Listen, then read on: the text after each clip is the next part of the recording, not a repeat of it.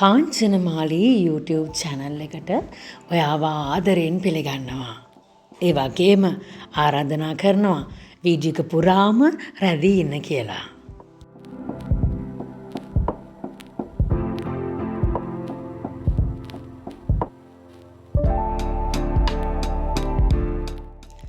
මම නුවර කෙනෙක්. මහනුවර රාජධානියේ ප්‍රෞಢත්වය විඳින කෙනෙක්.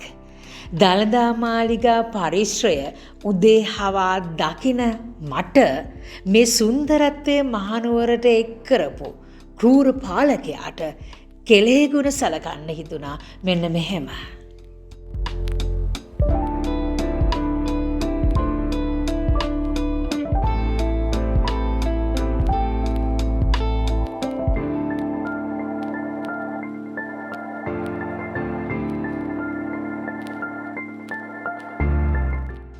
ශ්‍රී වික්‍රම රාජසිංහ රජතුමා. ශ්‍රී වික්‍රම රාජසිංහ රජතුමා ශ්‍රී ලංකාවේ අවසාන රජතුමා. ශ්‍රී ලංකාවේ වසර 2300කට වඩා වැඩි කාලයක් පැවති රාජ පරම්පරාව මෙතුමාගෙන් අවසාන වෙනවා.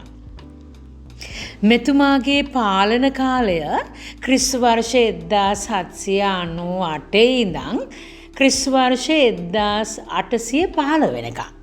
ඉන්දියාවේ මදුරාපුරයේ තෙලිඟු නායක්කාර් වංශයට අයත් රජතුමා උපත ලබන්නේ 1780 දී පමණ. රජතුමාගේ නම කන්නසාමි. රාජාධිරාජසිංහ රජතුමාගේ මරණින් පස්සේ පිළිමතලාවේ මහා අධිකාරම්ගේ උවමනාවට හිතාමතාම කණ්ඩසාමි කුමාරයාව රජකමට පත් කරනවා. මියගිය රාජාධිරාජසිංහ රජතුමාගේ වගේම රජ බිසවගේත් ඥාති සහෝදරයෙක්ට තමයි, ඒ කියන්නේ මුත්තුසාමිට තමයි රජකම පවරලා තිබුණේ.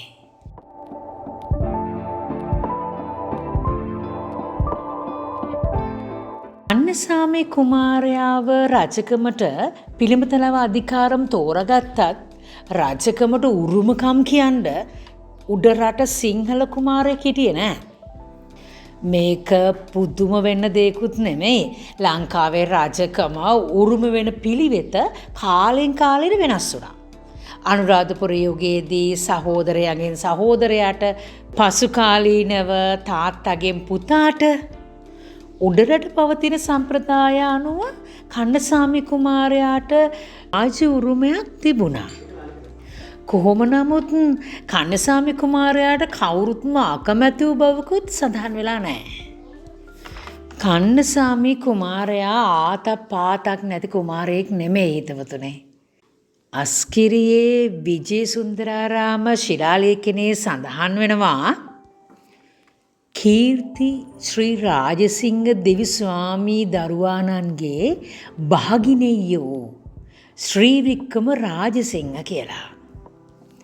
භාගිනේය කියන්නේ සොහොයුරියගේ පුතා. එහෙම නැත්තම් බෑනා. ඒ අනුව කන්නසාමි කුමාරයාගේ මව රාජාධිරාජසිංහ රජුගේ යකඩ දෝලියක්. රාජාධිරාජසිංහ රජුගේ ප්‍රියතම අන්තපුර කාන්තාව ඇයලු. ඒ වුණාට කන්නසාමි කුමාරයාගේ තාත්තා ගැන විවිධ තොරතුරු තියෙනවා. සිරියම්මාල් දේවිය, ඒ කියන්නේ කන්නසාමි කුමාරයාගේ මව, පිළිමතලාවේ මහාධිකාරම් සමග රහස් සම්බන්ධතාවයක් පැවැත්තුවා කියනවා. මේ රහස් සම්බන්ධතාවය ගැන මදුරාපුර රාජවංශයේ වගේම සිංහල සාහිත්‍ය වංශයේද සඳහන් වෙලා තියෙනවා. ඒකේ තවදුරටත් කන්නසාමි කුමාරයාගේ තාත්තා පිළිමතලාවේ අධිකාරම් බවත් සඳහන් වෙනවා.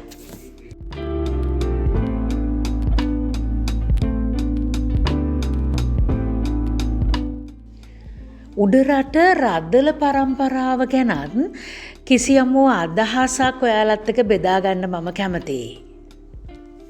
මේ වෙනකොට උඩරට රාජධානියේ උඩරට කුලවතුන් තමන්ගේ බලය තහවුරු කරගනිමින් හිටියේ. නින්දගම් ලබාගෙන මහත් සැපසේ ජීවත් වෙච්ච පිරිසක් තමයි උඩරට රදලයන් කියලා කියන්නේ. රාජකාරිය තමන්ගේ ධනය බලය විශාල කරගන්න උපක්‍රමයක් බවට යොදාගත්තා. උඩරට යුගයේ අවසාන කාලය වෙනකොට ධනයෙන් බලයෙන් යටි අදහස් ක්‍රියාත්මක කරන කේලම් කියන පුහු අහංකාරයෙන් ඉන්න තමන්ගේ රටට ජාතියට වඩා තමන්ව තර කරගන්න උත්සාහ කරන ජාතියක් බවට රදල මිනිසුන් පත් වෙලා තිබුණා. ඔවුන් අතින් වෙන සේවයට වඩා ඔවුන් හැමෝටම උවමනා වුණේ එයාලා රජ වෙන්න. ඉතින් පිළිමතලාවේ මහාධිකාරම් කියන්නේ ඒ වෙනකොට බොහෝ නිලතර දරපු කෙනෙක්.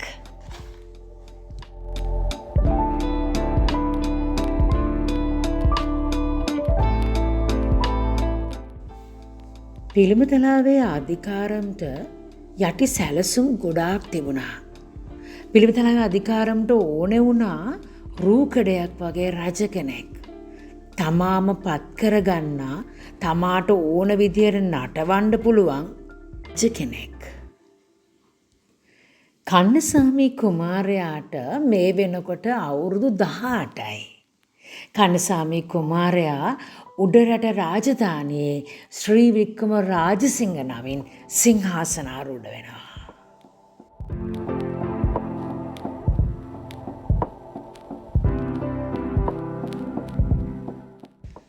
ශ්‍රී වික්‍රම රාජසිංහ රජතුමා හරිම කඩවසම් පුද්ගලයෙකු වූ බව එතුමාගේ රුව ගැන තොරතුරු සඳහන් වෙන විදේශීය වාර්තා පෙන්වා දෙනවා. රජතුමා අඩි 6ක් විතර උසයි කියනවා.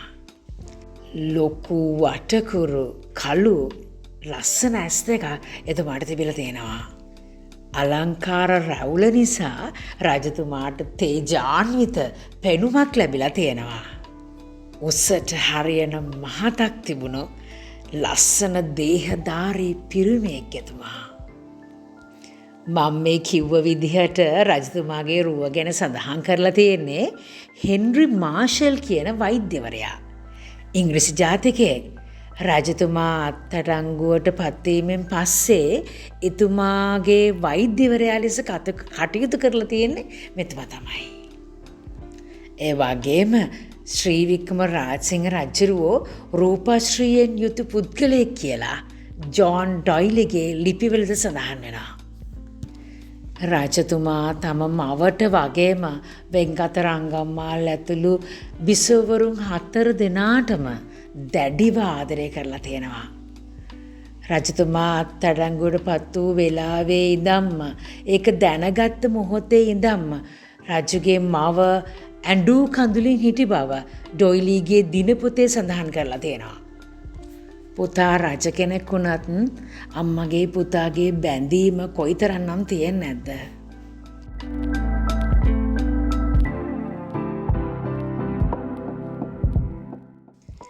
එතෙන් ශ්‍රී වික්‍රම රාජසිංහ රජතුමා රජ වුණාට පස්සේ රජතුමා නොමග යවමින් පිළිමතලාවේ අධිකාරම් තමන්ට තරහ රදලයන්ව ඝාතනය කිරීමට පටන් ගත්තා. හිසකසා දැම්මා.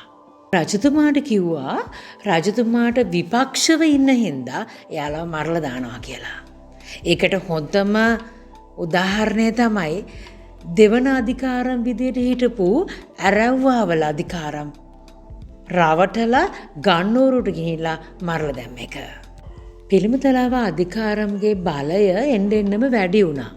ඒත් කාලෙත් එක්ක රජතුමා දැනගන්නවා මේ පිළිමතලාවේ අධිකාරම්ගේ නොහොබිනා ක්‍රියාවන්. රජතුමා පිළිමතලාවේ අධිකාරම් ටිකෙන් ටික ඈත් කරනවා. පිළිමතලාවේ අධිකාරම්ගේ උපදෙස් ප්‍රතික්ෂේප කරනවා.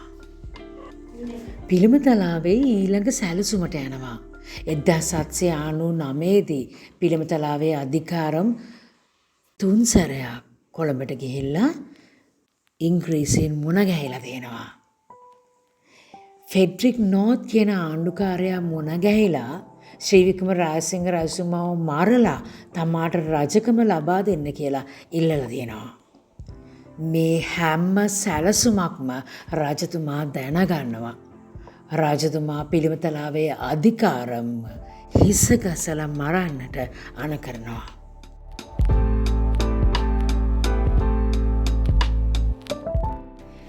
පිළිමතලාවේ අධිකාරම් අවජාතක මන්දබුද්ධකයා කියලා රජතුමාට බැන වැඳුණා කියලා ජෝන් ඩොයිලිගේ දිනපොතේ සඳහන් වෙනවා. තමාගේම රජතුමාට මෙහෙම බැනවදින්න පිළිමතලාවේ අධිකාරම්ගේ මානසිකත්වය කොහොම තියෙන්නේ නැද්ද? පිළිමතලාව අධිකාරම් විතරක් නෙමෙයි රජවාසලේ හිටිය කිහිප දෙනෙක් හැරෙන්න හැම රදලෙක්ම රජතුමාට ද්‍රෝහිකම් කළේ. වෙන වෙන සැලැස්මවල් තමයි හැමෝගෙම හිත්වල තිබුණේ. හෙන්රි මාෂල් කියන වෛද්‍යවරයාට රජතුමා වරක පවසලා තියෙනවා රජවාසලේ රදලයන්ගෙන් තිබුණු කුමන්ත්‍රණ පිළිබඳව හැම වෙලේම බයේ හිටියේ කියලා. ඒ වගේම ඒ බය නිසාම රජවාසලේදී කිසිදා සුවනින්දක් නොලැබුණු බව. ඉංග්‍රීසින් අතර පත් වුණාම Taman හොඳට නිදාගත්තා කියලා රජතුමා කී බව වෛද්‍යවරයා වැඩිදුරටත් Tamanගේ පොතේ සඳහන් කරලා තිබුණා.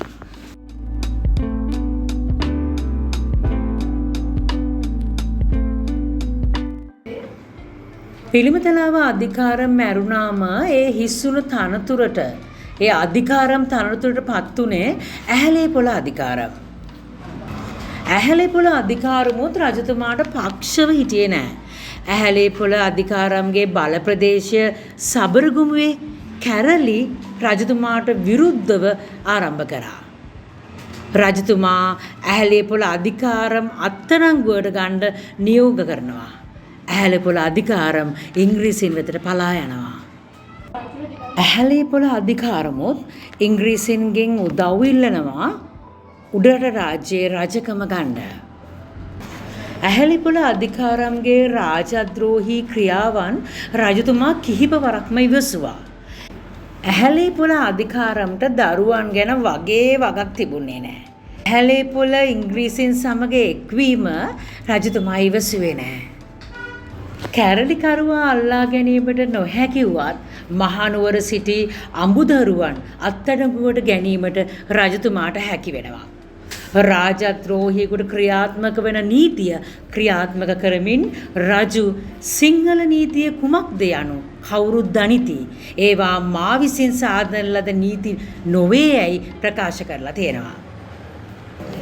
ඇහැලේපොළ පවුල ඝාතනය කිරීම අහස් පොළව නුහුලන අපරාධයක්. එහි වගකීම රජතුමා මෙන්ම ඇහැලේපොළට රජුට උපදෙස් දුන්න මොල්ලිගොඩටත් ඒ වගේම පුස්සැල්ලේ මහා ගබඩා නිලමේටත් සමවයා යුතුයි. රජතුමා මේ අපරාධය කරලා තියෙන්නේ අධික ලෙස මත්පැන් පානය කර තිබූ අවස්ථාවකයි කතාන් වෙනවා. නින්ද යන්නේ නැති රෝගයකින් පෙළුණු රජතුමාට නින්ද යන්න කියලා හොඳ බෙහෙතක් කියලා වයින් පුරුදු කරේ පුස්සැල්ලේ මහ ගබඩා නිලමේ. ඒ වගේම ඔයා දන්නවද රාජද්‍රෝහී පවුල් වලට පෙරසිරිත් පරිදි දෙන ලද දඬුවම් සපයලා තියෙන්නේ ගබඩා නිලමේ. මේ වැරදි උපදෙස් නිසා මහා විනාශයක් සිදු වුණා කියලා වටහාගත් පුස්සැල්ලේ මහා ගබඩා නිලමේගේ හිස ගසා දමන්න රජතුමා අණ කරනවා.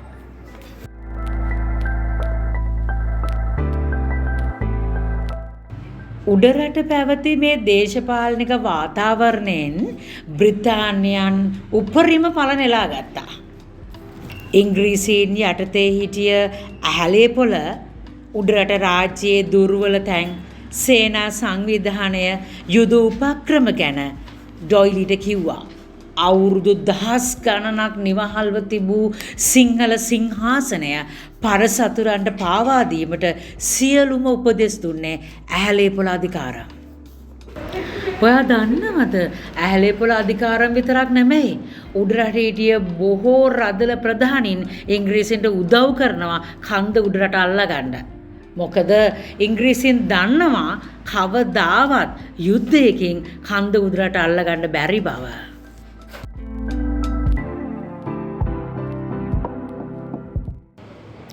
සියල්ල මෙහෙම සිද්ධ වෙනකොට රජතුමා බිසවවරුත් එක්ක මැදමහනුවරට පලා යනවා. ක්‍රිස්තු වර්ෂ 1815 පෙබරවාරි මාසයේ 18 වෙනිදා බෝමුරේ උඩුපිටිය ආරච්චිලාගේ ගෙදරදී සිංහලයේ අවසාන රජතුමා ඉංග්‍රීසින්ගේ අත්අඩංගුවට පත් වෙනවා. ශ්‍රී වික්‍රම රාජසිංහ රජතුමා නායක්කාර වංශික රජතුමෙක් බව ඇත්ත. ඒත් ඒ අපේ රජතුමා අවුරුදු 2300ක් තරම් පැරණි රාජ පරම්පරාව මෙතනින් අවසන් වෙනවා.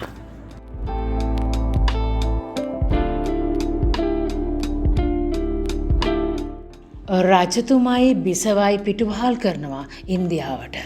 ඉන්දියාවේ වෙල්ලෝර් බලකොටුවේ රජතුමාව රඳවනවා. ඔයාලා දන්නවද රජතුමා ඉන්දියාවටම පිටුවහල් කරේ ඇයි කියලා? රජතුමා මෙහි සිරගත කරා නම් නැවත නැගිටින්න පුළුවන්. ඒක නැති කරලම දාන්න ඉංග්‍රීසින්ට ඕනේ වුණා. ලංකාවෙන් රාජලේ අතුගාලම දැම්මා. මොකද සේනා සංවිධාන වෙලා නැවත නැගිටී කියලා ඉංග්‍රීසින් බය වුණ හින්දා. ඉංග්‍රීසින් සූක්ෂම වැඩ කළා. ඒ කපටිකම් වලට අපේ රදලයෝ අහු වුණා. ඒවා තේරෙනකොට වෙන්න ඕනේ හැම දෙයක්ම වෙලා ඉවරයි. අවුරුදු 16ක් සිරකරයෙක් විදිහට ජීවත් වූ ශ්‍රී වික්‍රම රාජසිංහ රජතුමා ක්‍රිස්තු වර්ෂ 1832 ජනවාරි 30 වෙනිදා බඩේ කැක්කුමක් උත්සන්න වෙලා මිය යනවා. මිය යනකොට රජතුමාගේ වයස අවුරුදු 52යි. ශ්‍රී වික්‍රම රාජසිංහ රජතුමාගේ භස්මාවශේෂ තැන්පත් කරලා ස්මාරකයක් වෙල්ලෝර් කොටුවේදී හදලා තියෙනවා. ඒක මුතු මණ්ඩපම් කියලා හඳුන්වනවා. පක්ෂපාතීව හෝ අපක්ෂපාතීව ලියූ ඓතිහාසික ලේඛන වලින් තමයි අපි අතීතයේ විසූ රජවරු පිළිබඳව දැනගන්නේ. නවීන ඉතිහාසඥයෝ බොහෝ දෙනා ශ්‍රී වික්‍රම රාජසිංහ රජතුමා ද්‍රෝහිකම් හා බලය බෙදා ගැනීම අතර සිර වූ රජ කෙනෙක් විදිහට හඳුන්වනවා. ඉතින් ඔයාට කොහොමද ශ්‍රී වික්‍රම රාජසිංහ රජතුමා ගැන දැනෙන්නේ?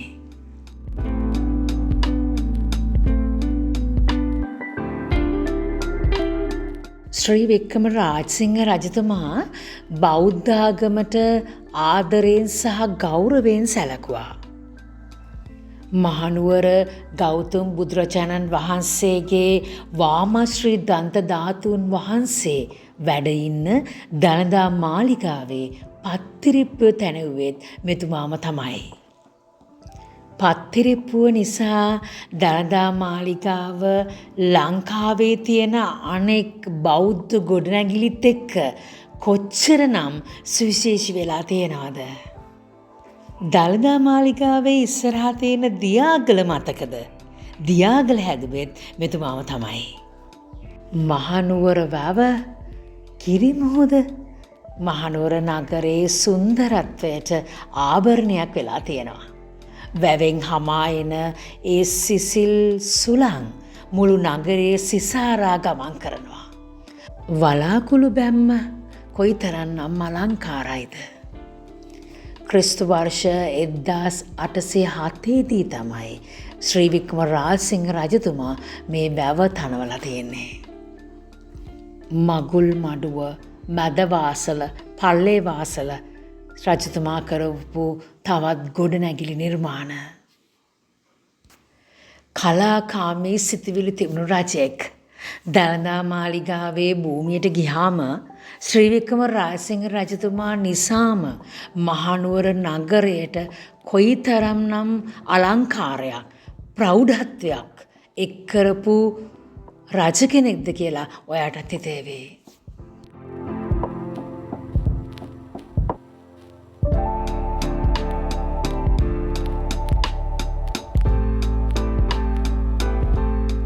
වීඩියෝ එක පුරාවටම රැඳිලා හිටිය ඔයාට ගොඩාක් ස්තුතියි. ඒ වගේම channel එකෙන් එළියට යන්න කලින් මාව subscribe කරලා කමෙන්ට් එකක් ලියන්නත් අමතක කරන්න එපා.